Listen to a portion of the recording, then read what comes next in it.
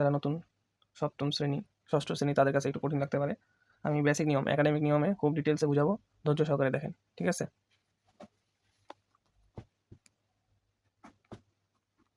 আচ্ছা, এখানে একটা কথা বলে দিই, এখানে 3টা ব্র্যাকেটের কাজ আছে। দেখেন, first bracket, second bracket, third bracket. এখানে একটা first bracket, second bracket missing আছে, তো এটা হবে সেকেন্ড ব্র্যাকেট, আর এখানে একটা থার্ড ব্র্যাকেট থাকবে, ঠিক আছে? দেখেন প্রত্যেকটা ব্র্যাকেট কিন্তু জোড়ায় আছে, কোনোটা ব্র্যাকেট সিঙ্গেলে থাকে না, হ্যাঁ? নতুনদের জন্য বেশি করে ডিটেলসে বলতেছি। Second bracket, second bracket, first bracket, first bracket, third bracket, third bracket. প্রথমেই আমাদের কাজ শুধুমাত্র ফার্স্ট ব্র্যাকেটের ভিতরে বিষয়বস্তু, ঠিক আছে? এখানে কি করতে বলছে এগুলো করতে হবে। এখানে ভগ্নাংশের যোগ বিয়োগ, এটা আগে আমরা করবো, বাকিগুলো যেভাবে আছে সেভাবে রেখে দিব। দেখেন,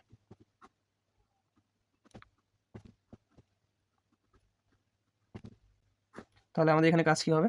অবশ্যই হরগুলোর যে ভগ্নাংশগুলো দেওয়া আছে যোগ বিয়োগ করে এর হরগুলো লসাগু করতে হবে। লসাগু করলে আপনারা দেখবেন 3, 6 এবং 8 এর লসাগু হবে 24।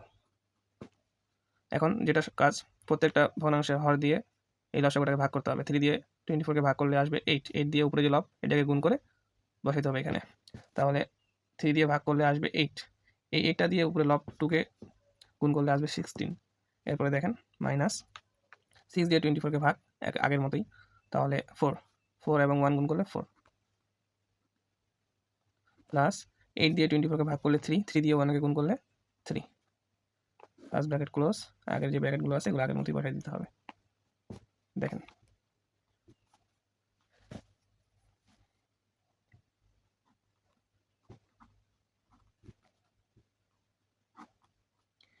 এখানে এই বেশি বেশি লিখতে হয়, ঠিক আছে? পরীক্ষার খাতা আপনাকে লিখতে হবে, তো ধৈর্য সহকারে দেখেন, অবশ্যই সব কিছু বুঝতে পারবেন।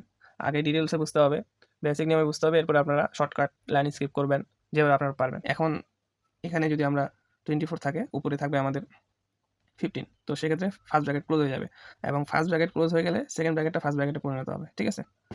দেখা যাক, এই সেকেন্ড ব্র্যাকেটটা ফার্স্ট ব্র্যাকেট হয়ে গেল 3/4 মাইনাস 1/3। এইখানে ফার্স্ট ব্র্যাকেটের যে বিষয়বস্তু এই 1/3 সাথে গুণ অবস্থায় আছে, তো এখানে একটা গুণ চিহ্ন দিই। দেখেন মাঝখানে কোনো চিহ্ন দেওয়া আছে, কোনো যোগ বিয়োগ গুণ ভাগ দেওয়া আছে নাই।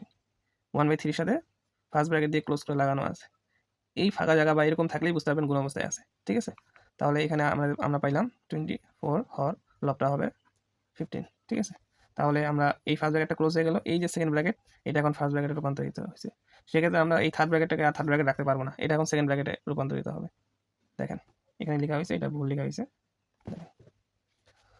এরপরে আবার একই কাজ, আমরা একটা কাজ করতে পারি। এখানে যে মিশ্র ভগ্নাংশ আছে, এটাও মিশ্র ভগ্নাংশ অবস্থায় আছে, এটাও মিশ্র ভগ্নাংশ অবস্থায় আছে।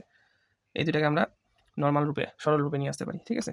নিয়ে আসার ক্ষেত্রে যেটা করতে হয়, পূর্ণ সংখ্যা 7 গুণন হর 2 প্লাস লব 1, নিচে যে হরটা আছে 2, 2ই থাকবে, মাইনাস আমাদের ফার্স্ট ব্র্যাকেটের কাজ, ঠিক আছে? এটা আমরা করবো, তার আগে এই মিশ্র ভগ্নাংশটাকে সরল করি, ঠিক আছে? তো দেখেন সেকেন্ড ব্র্যাকেটই থাকবে, কারণ ফার্স্ট ব্র্যাকেটের কাজ বাকি আছে আমাদের, হ্যাঁ? তাহলে পূর্ণ সংখ্যা 3 এর সাথে 4 গুণ হবে, 3 × 4, উপরে লব 1 আছে, 1, 1 যোগ করে দিতে হবে, আর নিচে হরই থাকবে 4, ভাগ চিহ্ন।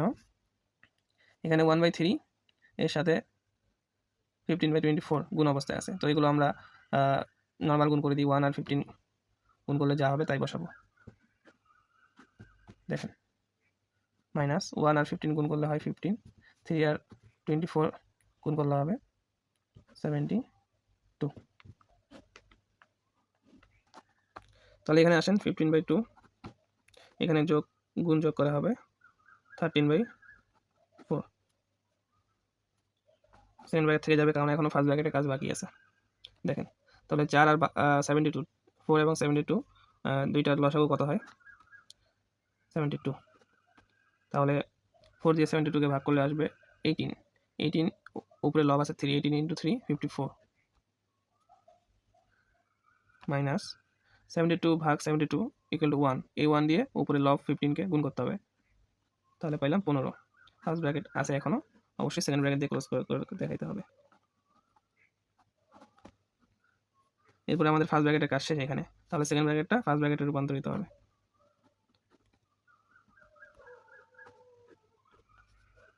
54 থেকে -15, 39। এরপরে দেখেন